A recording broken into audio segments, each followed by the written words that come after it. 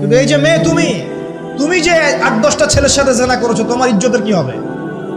তোমার যে সতীত্ব তুমি নষ্ট করেছো। তুমি তো বিয়ের পর কোনো ঘরে গেলে সে হাজবেন্ডও বুঝতে পারবে তুমি আর সতীসাধী নও। তখন তোমার কি হবে? আল্লাহর কাছে ক্ষমা চান, ইস্তেগফার করেন। জেনার ফলশ্রুতিতে সমাজে মহামারী নেমে আসে। জেনা, পরকীয়া, অশ্লীলতার কারণে সমাজে এমন সব রোগ ব্যাধির উদ্ভব হয় যেগুলো কখনো ছিল না। এই শহরটা জেনার শহর।